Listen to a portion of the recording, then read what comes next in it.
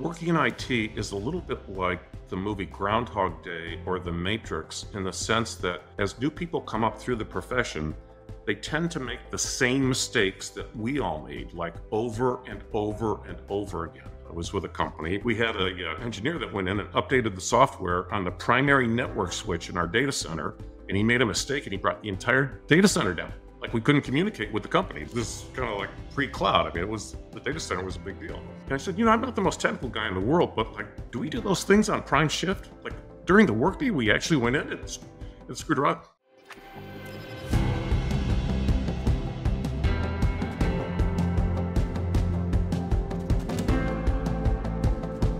Welcome to the Peak IDV Executive Series video podcast, where I speak with executives, leaders, founders, and change makers in the digital identity space.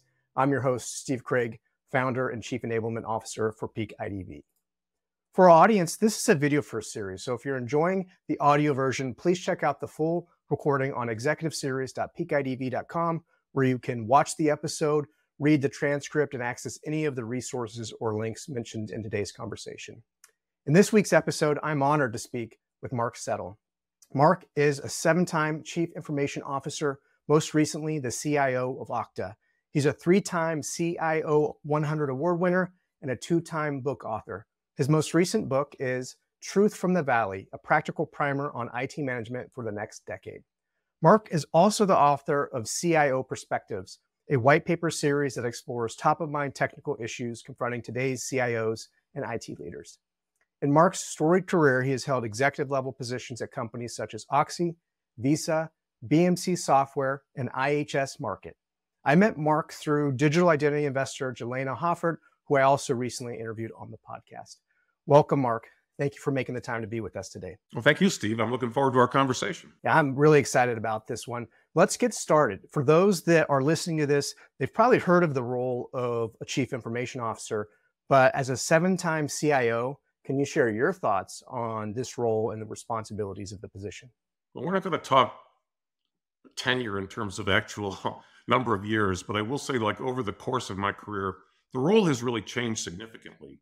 And the way I like to think about it, in the old days, kind of pre-cloud, pretty much CIO owned all the IT assets in the company.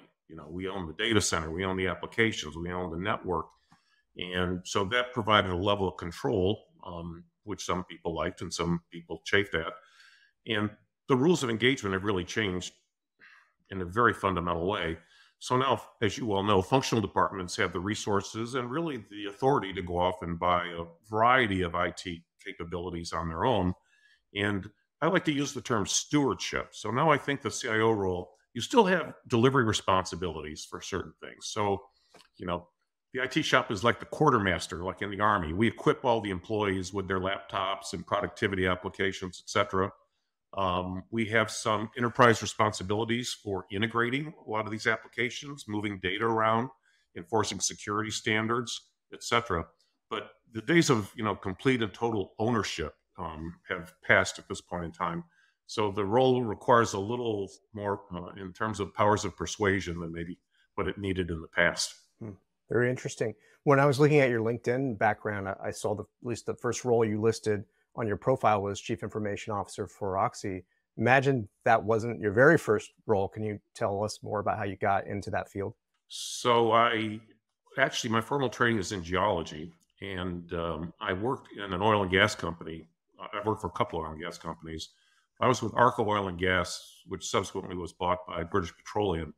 I was there for about 10 years, and I worked in their research lab on the north side of Dallas. And I tell people I kind of got a master's in computer science by working in the oil industry. It's really, when you think of oil, you think of like drilling wells and pipelines and ships and all that kind of stuff. But it's really a very high-tech industry. And the wells, many of the wells are so expensive that there's a tremendous amount of data collection and analysis that goes into deciding where to spend capital dollars to drill wells. So yeah, I can kind of trace my technology chops, if you will, from the experiences that I had in the oil industry. It's fascinating. When I looked into your background, I saw the energy company experience, and I didn't connect those, but it makes a lot of sense with the amount of data that they're collecting in that process and the need to optimize. So it's very interesting. You just alluded to this with the change of the role over time and the stewardship to the persuasion side of it. Across the time that you've been in the role, we've seen data, information, and really like the internet become so important in how we live and how we work and how we do business. How has that transformation digitally affected the position besides the organizational structures of it? Again, the portfolio of assets has multiplied, almost like exponentially. When I joined Okta, and this would have been several years ago, the day I showed up, I say the day, one of the first initiatives I undertook was to do a survey in the company to understand how many SaaS applications we were dealing with. And of course, Okta was a cloud native company at the time. It was not at the time, it's a cloud native company. It grew up, without ever having a data center or without ever really developing any kind of corporate applications.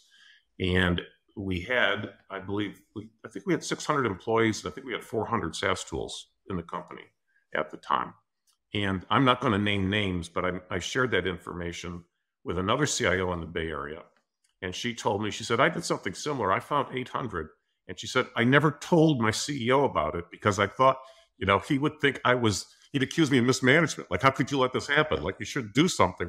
There's no way we should have 800 SaaS tools. So, that's between that and then managing, the cloud computing resources, and even data storage has moved into the cloud. So the asset portfolio that you're saying grace over is really significantly greater. And then just not to repeat the prior point, there's a lot of things you don't control anymore, right? So you're really much more in this kind of integration business than construction business. That's another good way to look at it, actually. The barriers to add tools to your stack on the internet, or just a username and password, sign up, and you've got a new tool in your shop, and it's very hard to keep track of those. You mentioned Okta. That's your most recent role. Okta is a pretty known company for those that watch this podcast. Can you share how you met the team at Okta and how you got that position, or the history there? Isn't there some old saying about it's not how good you are, it's kind of who you know? And so there was a gentleman I worked with at BMC Software, and he became, I think he had the first title, Chief Revenue Officer at Okta.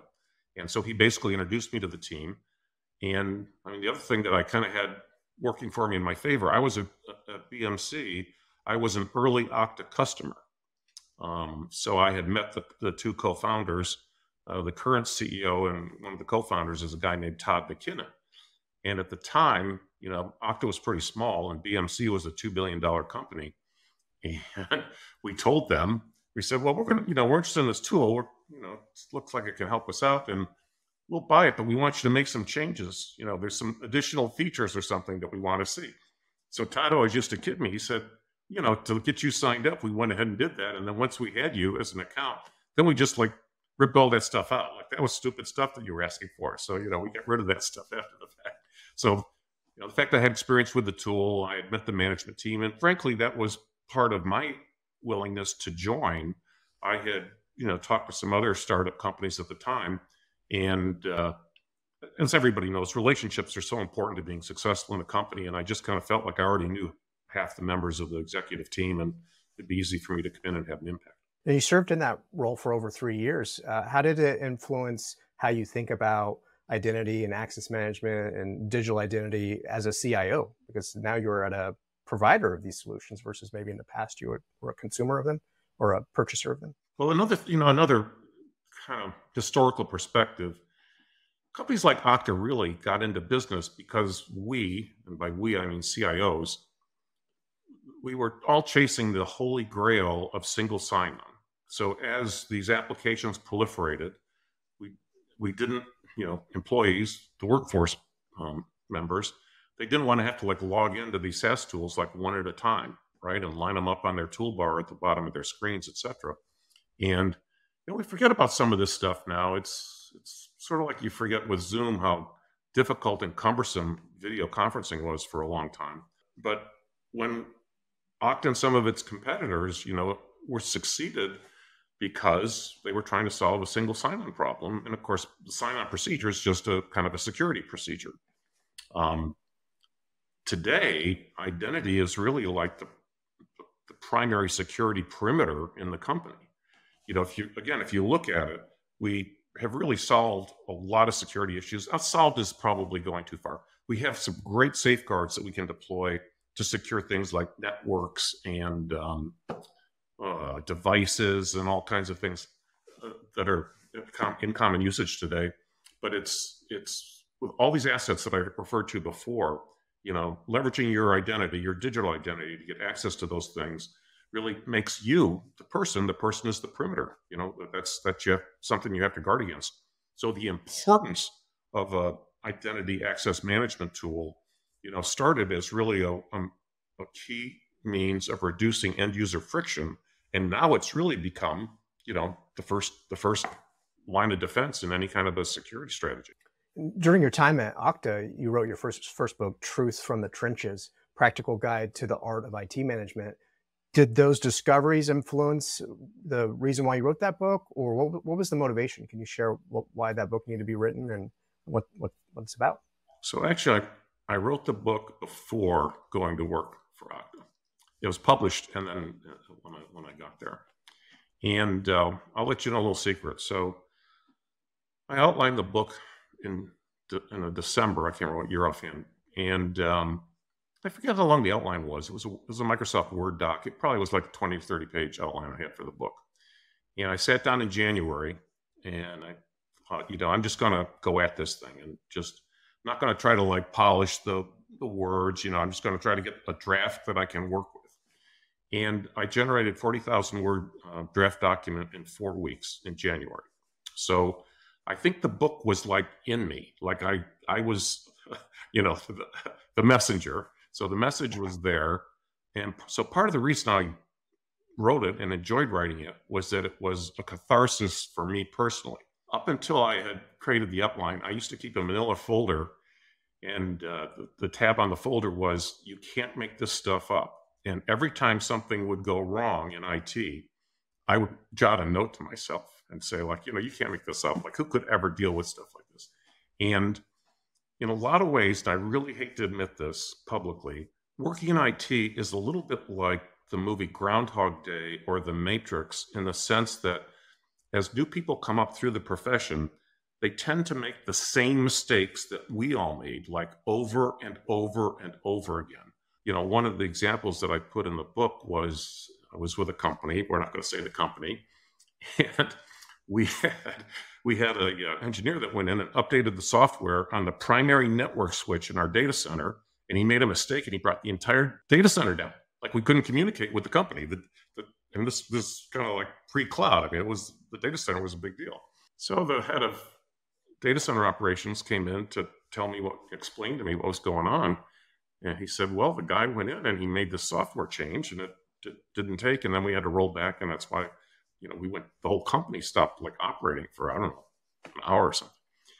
And I said, I'm not the most technical guy in the world, but like, do we do those things on prime shift? Like, during the workday, we actually went in and screwed around. So he says to me, oh, his son has a birthday party the engineer, his son has a birthday party this weekend. So he thought he'd get it out of the way so he could go to the birthday party. And so the point of that whole long parable is, it's just one of those cardinal sins that people, commit over and over again. You could say, well, don't we have policies in place to not do that? The guy goes, sure, that's our policy. He should have never done it, but he just decided he was going to kind of go do it. So that's a long-winded answer to, writing the book. I thought, geez, if I can, some of the younger people that are going to come up and be IT leaders in the future, if they can learn one or two things so they don't have to make the same mistake over, I'll have a great sense of satisfaction. And I will tell you, it's been one of the most rewarding experiences of my entire career. Even today, I will get a cold call LinkedIn reach out from somebody that will say, I just read this chapter and I have like a whole new perspective on X, Y, or Z. I had one gentleman reach out to me who told me he had read the book 4 times, which kind of floored me. I've had another CIO reach out and say, I read it. I took a new CIO job and I thought I should really read the book and think, about some of the lessons there and how I want to do my new job. So it's those little diamonds kind of crop up from time to time that are very rewarding. Yeah. sometimes the things that are stuck in our heads, if we get them pen to paper or we type them out, we could free ourselves of those. And then you have this wonderful asset. And it almost sounds like maybe you've got a swipe file of root cause analyses that are in there that people are like, oh, Mark's seen that. And we have the same scenario. That's great. And then you did a follow-on book, and this is your most recent book, Truth from the Valley, a practical primer on IT management for the next decade. And then this book came out, I don't know when you wrote it, but it was published right before the pandemic. And then what an incredible time for an IT management book to go out there as like IT management is being shooken up. How do these two books relate? Is it a continuation or a complement? So it's a complementary kind of discussion. So the first book really talks about personal competencies that you need to become a leader in IT. And in fact, I've actually had a couple people say, one gentleman in marketing, he said, if you just changed like IT to marketing in the first book, you could sell it to marketing people because it's like just good general management practices. The second book is really about organizational competencies. And my thinking there was, a lot of people build their IT organizations in a very reactive way. And then they kind of wonder, well, why aren't we having more of a strategic impact on the company? Like really, a seat at the executive table, really helping to craft some of the longer term financial strategies here. And it's because tactically we're just kind of lurching from one, burning fire to another burning fire, just keeping the place up and running. And so the idea of the second book was to look at the people, process, and technology foundations of a successful IT organization. And I counsel people, in terms of technology, you can't be good at everything. So you really have to look at your company, the industry that you're in, and you kind of have to place your bets. If security is important, but if you're in a B2B business, maybe it's like less important in the context of your business. I know that's kind of heresy, but there may be other things that are, far, far more important. And you can't be good at everything. You won't have the resources, you won't have the people, you won't have the skills. And you really have to think pretty strategically beyond the current budgeting cycle about what do we want this place to look like in 3 years? What kind of skills do we want? And what kind of initiatives do we want to start seeing that, bear fruit in terms of either reducing internal costs or really improving the revenue stream for the company? In 2020, for the book to come out right before we had this transformational black swan event, where in March and April of 2020, people are going to remote work, everything's being digital. The world's lifeline to commerce is everything that we're doing with IT systems. What was going through your mind as you saw this rapid shift? Did you get people contacting you? Take me back to that time if you could. Oh yeah, absolutely. I got involved in a lot of online Zoom kind of like therapy groups where like CIOs would all talk about, I say therapy group, part of it, there was a tremendous patting ourselves on the back feeling as well.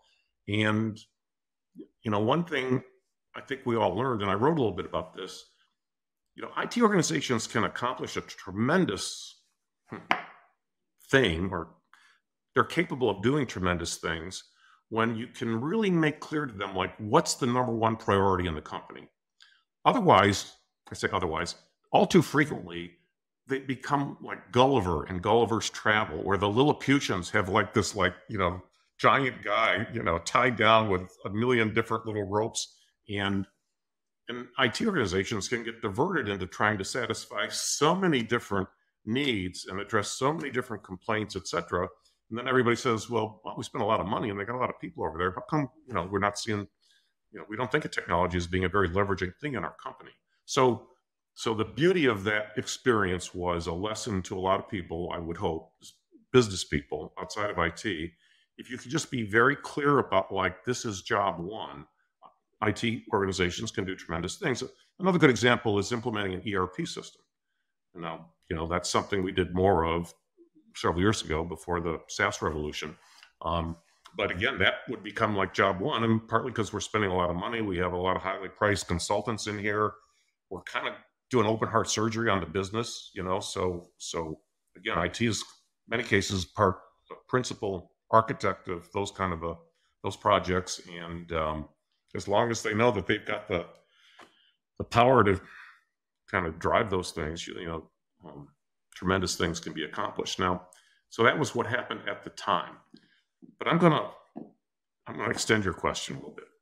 Because when I look back on that, I have some very strong feelings about what we did to ourselves from a technology point of view as a consequence of COVID. And what we effectively did was there were a bunch of 2019 era collaboration tools, like Teams and Zoom and Slack, and we implemented those in a very short period of time on an enterprise-wide basis, right? So everybody knows those today. And in fact, we don't so much think about the way that we would like work to be done. We think about the way work can be done in terms of what the tools will allow us to do or how the tools want us to work and interact with one another. And so in writing, I've referred to this as the Stockholm Syndrome. I think we've become captive to these tools and we've told ourselves, well, we like them and that's what we want to do without ever asking, like, do I really want to get this many text messages every day? And do I really, do I have to have these many Zoom calls? And like, can't we organize a Zoom call better? Or so if you really had a blank sheet of paper, and I've written about this, how would you think about building the next generation of collaboration tools? And I work with a lot of venture capital firms, and unfortunately, there's not a lot of money going into this space because people think, well, we kind of shot our wad, back in COVID. Like we spent a lot of money, we gave everybody these tools. We have other spending priorities at the present time, and so people may bitch about the tools, but if it really came down to like buying something new or different, or investing in some kind of new capabilities, it's not clear that there would be a lot of market traction for those kind of things. So I think the legacy of COVID is probably, really limiting productivity and innovation in a business context in a lot of companies.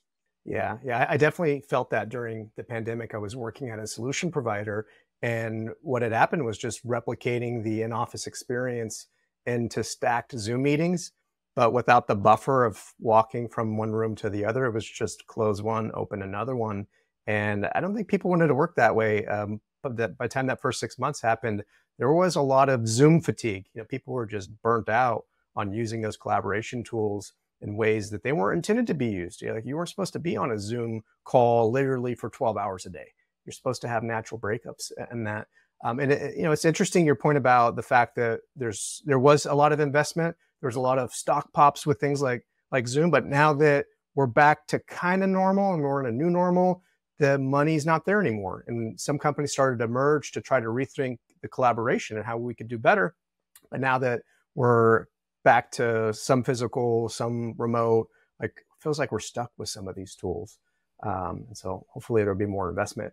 During that time, there was also this tremendous investment in digital identity, more on the identity proofing, biometrics, the challenge of how do you know who's on the other side of the computer? If you've got your entire workforce that's suddenly remote and you're trying to set up new customers, like there was this big explosion in late 2020 and through 2021 on these various digital identity tools. While you were at Okta, and you mentioned this earlier about the identity as the perimeter, the first line of defense, were you already seeing this convergence between like this identity proofing concept and this concept of access management and authentication? Like, were you already seeing some of those come together? It feels like it's accelerated. Yes, absolutely. So, what's happened, you put your finger right on it. There was tremendous focus on the authentication process, and there were a lot of technologies that were brought to bear to make that more bulletproof or more reliable. And we've all lived through all of these different capabilities, starting with passwords, going on to like authenticator applications that you might have on your phone, to biometric signatures of one type or another, to device signatures. When you log in with this device, is it a managed device? To contextual factors, well, if you log in from Peoria Monday to Friday between 9 a.m. and 3 p.m. local time, then we're going to let you do one thing. But if you try to log in from Montreal on a weekend, that's not going to work for us, et cetera, et cetera. So, there's a lot of sophistication that can be built into the authentication experience. And really where the action is moving now, in my humble opinion, is more to the authorization side of the world. And again, it kind of goes back to this plethora of cloud assets that we have. Authorization is all about like, what can I do once I get there? What can I get into? what privileges can I exercise? Am I going to read? Can I modify something? Can I add to something or whatever? And are there certain entitlement privileges that I have, which could be time dependent or role dependent or whatever? So, the example I always use is I could be an HR rep, and during the merit cycle, I might be able to go in and change salary levels, make modifications to salary. But I probably can't do that like all year round. So that would be a time constraint. Even though I'm a rep maybe for the finance department, I probably don't have access to the executive, comp records because that's somebody else is doing that. So my entitlement to those is it never existed. So I just don't share that particular entitlement. And so I'm making this complicated because it is complicated. You have access permissions, you have these action privileges, and then you have these entitlements. And it all revolves around the issue of fine-grained authorization. At a really fine-grained level, what can I actually do across this whole galaxy of different, assets that I can get into. And as security concerns have gone up, the emphasis on trying to make the authorization controls more stringent, has gone up. And it's very contextual.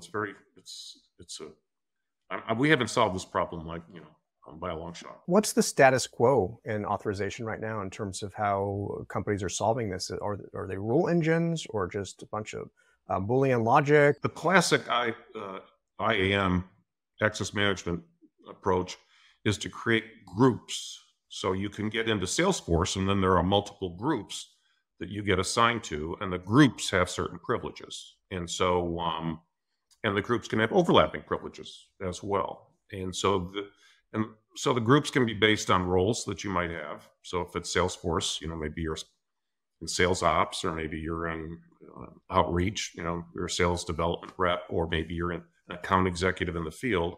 So you could be assigned to different groups and with overlapping, privileges or capabilities. And that can kind of spiral and get out of control. Like, it wouldn't be atypical in Salesforce. You might have dozens of groups that people are assigned to.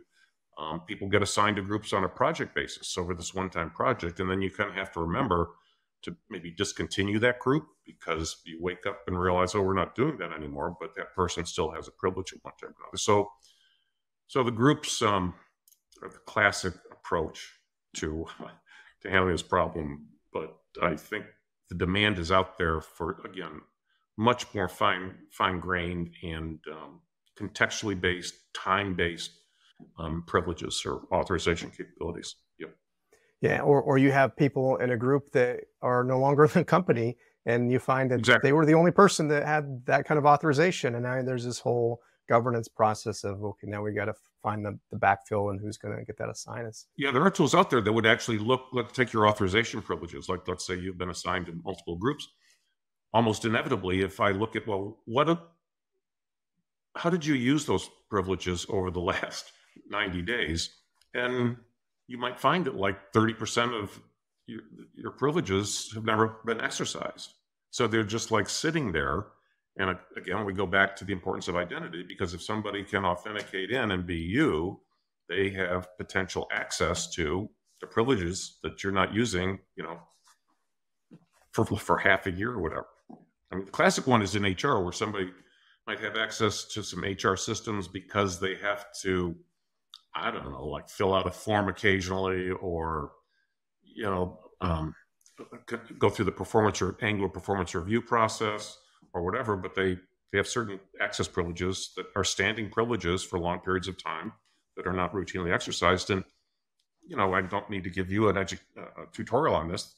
The bad guys kind of creep in, and then that's what they look for. They're looking for privileges that are just kind of dormant, but awarded. I mean, they're legitimate privileges at the time. Well, I'd love to shift into an adjacent topic, which is one that you've written on quite extensively as well, which is privacy, data privacy. You have a white paper that's called Privacy by Design: From Principles to Requirements, and you highlight these growing concerns over PII management. And we saw with the pandemic, with everyone going online and doing transactions, there was this explosion of fraud that came with it. And some of that was programs like the PPP, the payment protection. There was a lot of money that was stolen from rogue nation states and fraud groups that could exploit our PII system and get that money. I'd love to hear your perspective on how this is evolving. And in your white paper, I read it, you cover these principles. There's 7, which we don't have to list here, but what are some new ways that companies should be thinking about privacy as we go into the next decade? I'm glad you asked that question. So I think one of the first things we have to get out of our heads, so the regulations like GDPR and the California CCPA rules and the state privacy rules that are proliferating across the U.S. I mean, they're good. I mean, they're great. I mean, we should have had them probably like a long time ago. But in many cases, these rules use this PII terminology. So for people that might be listening that aren't familiar, it's personally identifiable information, right? So your social security number is a personally identifiable piece of information. But with the technology we have today, the difference between PII, as defined by the regulations, and the more general category of personal information is almost like meaningless. And what I mean by that is I can get enough tidbits of information about you without ever having what would formally be considered PII to know an awful lot about you. I mean, I don't need your passport number or social security number and some other things to pretty much triangulate on, everything that somebody would want to know if they wanted to either damage your reputation, commit financial fraud, or do some other thing that would harm you in some way. So, or misuse, information about you in some other kind of a context. Maybe you don't want to be added to some cluster of like-minded consumers so that they can reach out to all your friends and relatives or and like try to sell them the same stuff that you've purchased in the past. Anyway, long story short, I think it's important to think about it in this broader context. And this is a shared responsibility. So I think if you went to the average consumer, they would say, I am concerned about privacy. I've read all this stuff about all these breaches. Maybe some of my personal data was actually exposed in a breach. And, I know it's on the dark web. They might not know that terminology.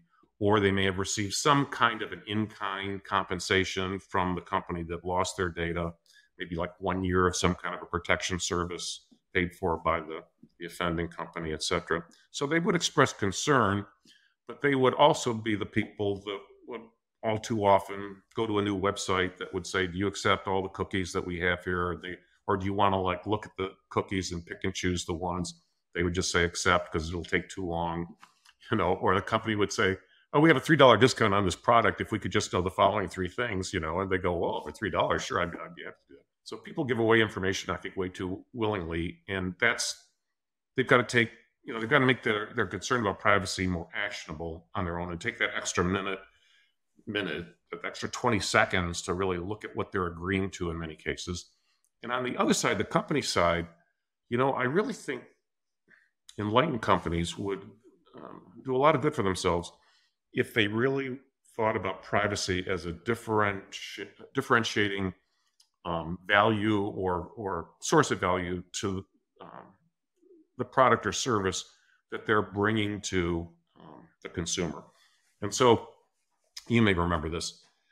I haven't seen a lot of Intel ads on TV lately, but there was a period of time when Intel was advertising and they had a little icon that was always in the lower right-hand corner of the screen, and a little audio icon that was like just lasted like 5 seconds. But like when you saw that pop up and you heard that jingle, you knew it was, okay, well, this is Intel. And I think there's plenty of opportunities, and especially in our more modern times, to come up with some way to iconicize, if that's a word, this like trust value and trust certification that I am communicating to you, that when you consent to me, I have like world-class security in place. I can't guarantee you that a breach won't happen, but like we have this certification, we have whatever. And probably frankly, the company that has gone the farthest at trying to communicate that value is Apple. And one of the things, I have to laugh this. They had a banner at one of the CES shows, the big consumer electronics shows that take place in Las Vegas a couple years ago. They had a banner. This is now we're in Vegas, so to set context. And the banner said, what goes on your phone stays on your phone, right? And one of the things that was implying was that, like, when you use your fingerprint to unlock the phone, only the phone knows that fingerprint. There's no like Apple data repository of people's fingerprints or whatever. That if hacked, would like open up the floodgates to other people to use those biometric signatures for their own authentication purposes. So I do think there's a real opportunity on the part of companies to find ways to communicate the emphasis and stringency that they're using, in managing the information that they've been given. It's a really clever advertisement from Apple for a Vegas trip. It kind of builds on that other Vegas, just saying what happens in Vegas stays in Vegas. And exactly right. Your point about the saving some money and giving your information away, that's a common thing that I hear in the identity circles when privacy topics come up. The consumers are all about protecting their privacy and their data until you have an offer. And sometimes it's that $5 pizza coupon that they're willing to give you, full PII stack almost. You're going to give a date of birth for a loyalty program, email, phone, whatever they can get. And they're going to use that mostly for marketing purposes. But where does that go? What databases does it go into? And is it being sold? We have these laws like CCPA to prevent your data from being sold to others, but they bury those things at the bottom of websites. And a lot of consumers don't realize that not all privacy experiences from their technology companies or the services they use are created equal. And I think it's a big challenge. I think a lot of consumers just see these cookie pop-ups too. You go to a new website and it's just like the whole thing is taken over, and you have to, it's all very confusing on what you're accepting, and you have to do something to get it to go away. And I think that creates a lot of confusion out in the market. What are some other things that companies can do proactively just to set themselves apart to make sure that they are being privacy forward in their thinking? Well, I think, they, on a more proactive basis, so under GDPR, any consumer can request information about the data holdings of the company. What do you have?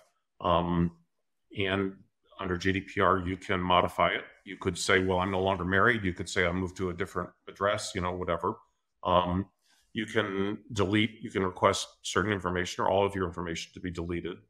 And you can also issue a do not sell directive to the company. Now, I'm not sure that's in GDPR. I know it is in the California laws.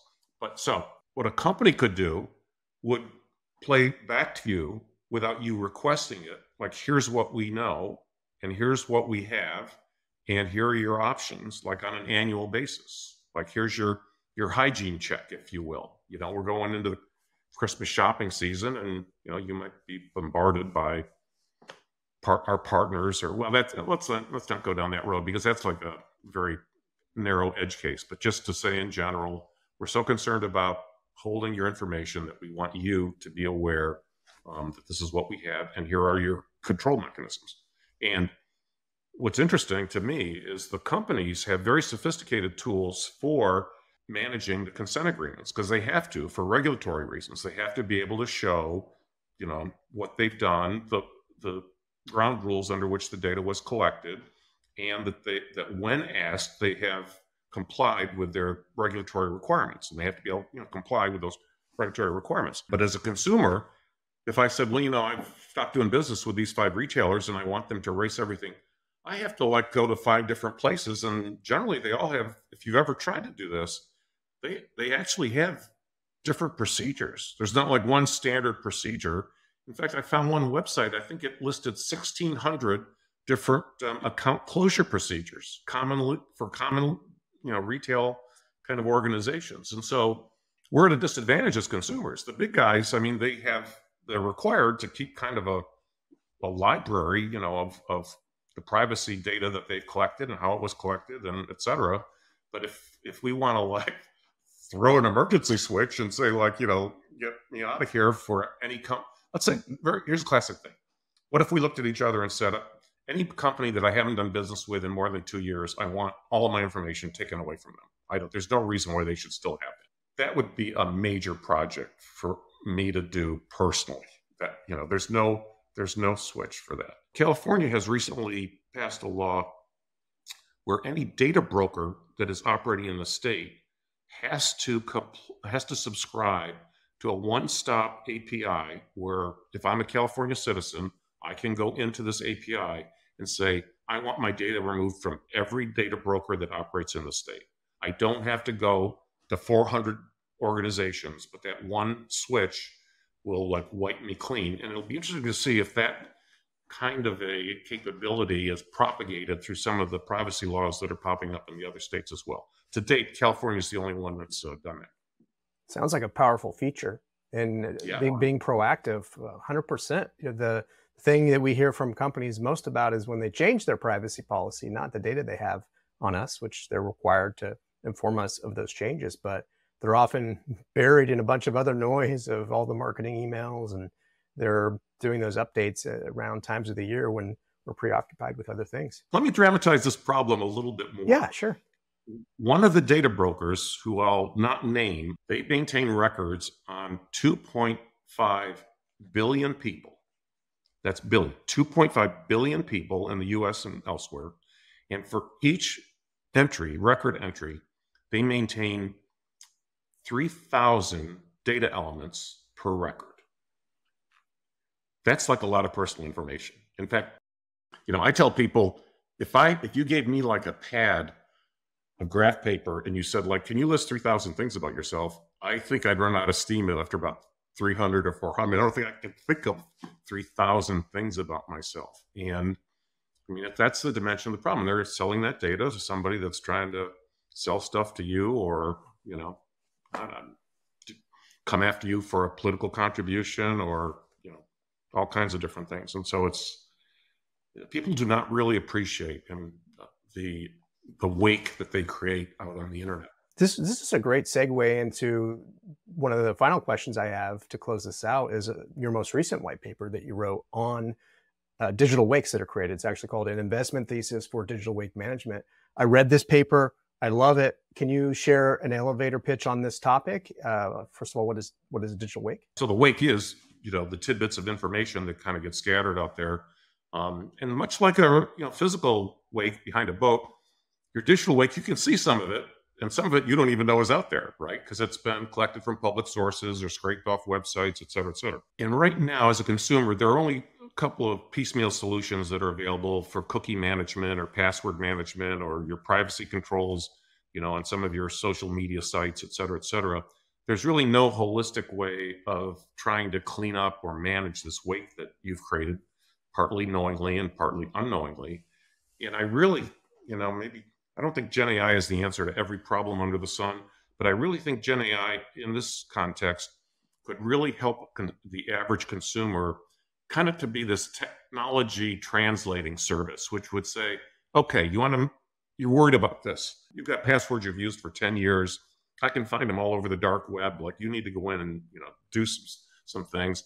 And that interface can be much more conversational. You don't have to have a degree in computer science to go in and start, doing the things that need to be done to manage the wake. So I really think that the interest level is there. People are concerned. And if you can make the economics work, I think if there was some kind of a Gen AI service that could be marketed for maybe 10 to 20 bucks a month for the average consumer, and it would match your level of concern. So if you're completely paranoid, it could give you maybe like a weekly checklist of recommendations. You ought to do these 3 things this week. And if you were one of these people that say, well, it could never happen to me, I'm really not concerned. I don't make enough money for the bad people to come and do stuff to me. So let other people worry about that. Then, maybe you have a quarterly or a semi-annual like checkup or health card, and you get some recommendations about and you could say, I'm only going to spend 30 minutes on this once a month. Like, that's all my level of investment in trying to clean this problem up.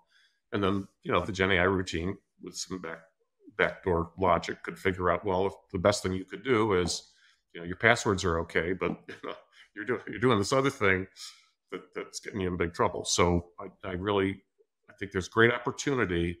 I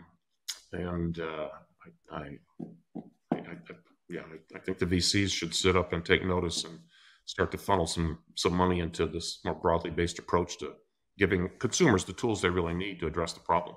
Yeah, I mean, that's a really good use case for this concept of AI for good, using these generative systems and AI technologies to benefit consumers. On the flip side, do you think consumers are aware, and then I'm not talking about people that watch this podcast or LinkedIn professionals that pay attention, but consumers at large, do you think they understand the ramifications of this data and these transformative technologies like Gen AI, the impact that's going to have on them? Let's rephrase that. Do people have a realistic expectation of what's going to happen? And the answer almost has to be no, because nobody really knows what's going to happen, right, in the end. And probably this is a case where it's probably like a bimodal distribution. It's not like a Gaussian distribution with a normal curve. There's probably like one group that thinks the world is coming to an end, and there's probably another group that thinks that this isn't going to change anything. It's just a fad that's going to like peter out over time. And the truth will probably be somewhere in between. But yeah, you've got both extremes very well represented in the press and in public commentary about the Gen AI tools. And we're just going to kind of grope our way to find out what can actually, what they're actually good for. There's a lot of calories that are going to get burned, and a lot of money is going to get spent trying to figure that out. Yeah. Well, on the privacy topic, in the last few years, I've seen a lot of larger companies try to revise how they're using data to train these systems. Suddenly they have access to things that they shouldn't have had before. And sometimes it blows up. There was a big backlash to Zoom, and everyone's doing these Zoom calls with video and audio, and they say they're going to use that for training data for AI systems. It's like, wait, what? And so I think they revised that. But I think the longer term ramifications, like we could see it changing and evolving almost on a daily basis in terms of how photorealistic and video realistic this stuff is getting. And when I think about digital identity, and as I was reading your paper on the digital wake, think about the wakes start immediately. You're born, you get a birth certificate, a few weeks later, you have a social security number, tax ID. And then as you go through life, you just show up in more and more databases. Some of those are private, some of those end up being public. And then you reach a point where you're in social media and you're putting stuff out there. There's no way really to track all of that over your lifetime. And I feel like this digital wake concept even extends into the postmortem. When you pass away, your legacy is now left. It exists on the internet. What do you think? What do you think about how that will get managed and how that will evolve as these next generations who are growing up on the internet from day one are going to be impacted by that? There are a couple of startups that have appeared that want to access like all of your electronic interactions, let's call it that, emails, texts, videos, etc. And then after you pass, they want to be able to create sort of like an avatar, so that like your great-great-granddaughter could say, gee, I've just got out of school. I've kind of fallen in love with this guy, but I have this great job opportunity in New York, and I really can't decide whether I just need to focus on my career for the next couple of years, or stay here and see if I can for him and the whole thing. And so this is kind of these startups are based on the premise, my great-great-grandmother Joan, and she had a similar, so she decided to go for the career. I wonder how that turned out. What would she counsel me to do? And that's the pitch. One of these startups, they had 50,000 subscribers within, I think, the first month of operation. So there's clearly an appetite to pass this legacy thing down. And the reason I'm kind of chuckling as I get to the punchline here, I can't even get my own kids to pay attention to me when I'm still physically around. The idea that a couple generations, somebody would say, oh yeah, Joan, my own kids think that anything that happened, before they were born is completely irrelevant. And so I don't even know how somebody 3 generations removed would say, oh yeah, we need to go back to Victorian times and find out, how she or he comported themselves around this issue. But that's just a comment more for entertainment purposes than anything else. Yeah.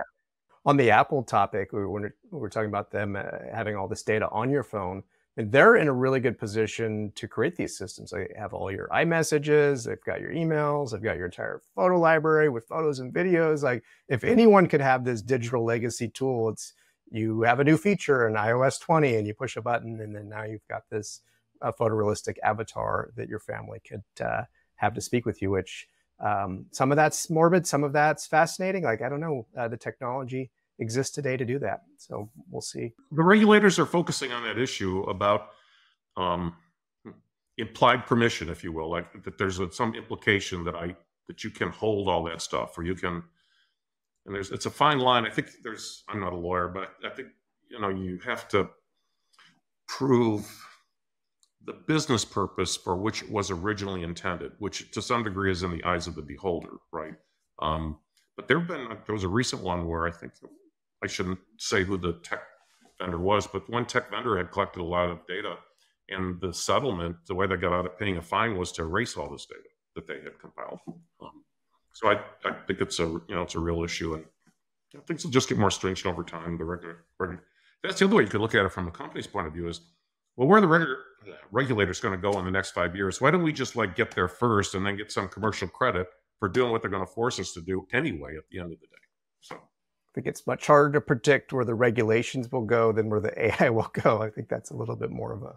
Well, they're not going to get looser. They're not going to get looser. Right. Yeah, so. Exactly. Well, Mark, we're at time. Before we wrap up, if you've seen any of these episodes of Executive Series, I like to ask a little bit beyond the LinkedIn profile. My last question for you is kind of inspired by it. I see your LinkedIn banner is an image of the Canadian Forces snowbirds at what looked like Fleet Week over San Francisco. Are you a pilot? What was your interest in why you posted that as your banner? Well, when I grew up, I wanted to be an astronaut. That was my dream. And I did get to work for NASA, but not as an astronaut.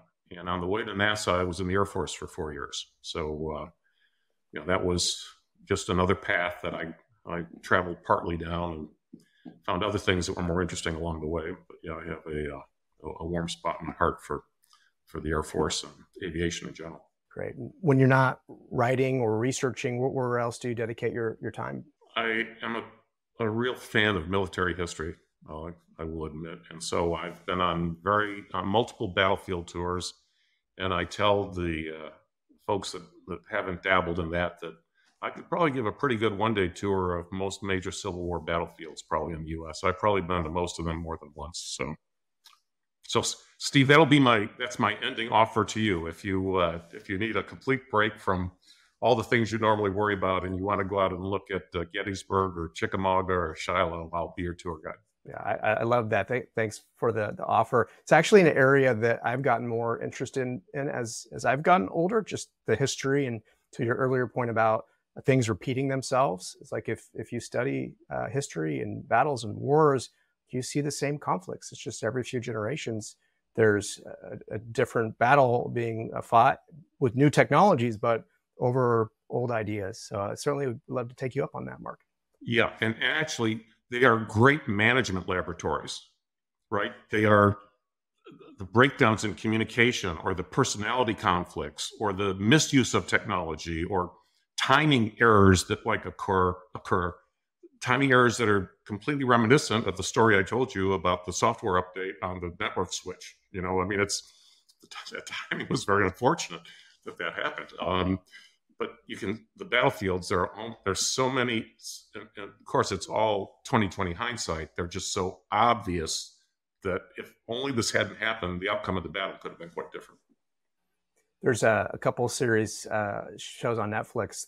One of them is called Turning Point, where they talk through these different events, and they absolutely highlight that, like how singular breakdowns in communication or just misses because someone misunderstood something changes the course of history. So it's a very good point. Well, Mark, we're going to wrap up. For those that are listening or watching, what kind of conversations would you be interested to have for anyone to reach out to you? Yeah, one of the things I'm working on right now are data operations. And I'm particularly interested in the kinds of activities that can be centralized within large enterprises to basically give data analysts more time to really, work with data in a business context and try to get out from underneath all of the data quality and cleanup and engineering activities that are required. The software engineers have done this. They have something called platform engineering teams that abstract away a lot of the busy work so that they can get to coding. They want to write code. That's what they get ultimately paid for, and that's really how they generate value for the company. And people that work with data can go down lots of blind alleys just trying to figure out what they have and the quality of what they have, and how to use it from an infrastructure point of view as well. And I think that's a real opportunity in a lot of large enterprises. Great. And what's the best way for people to get in touch with you? LinkedIn is a great way. Excellent. Well, Mark, thank you so much for taking the time to speak with me today. Really enjoyed this conversation, and I look forward to reading more of your white papers as they come out. So thank you for publishing those and continuing to educate us. Great. Thank you, Steve.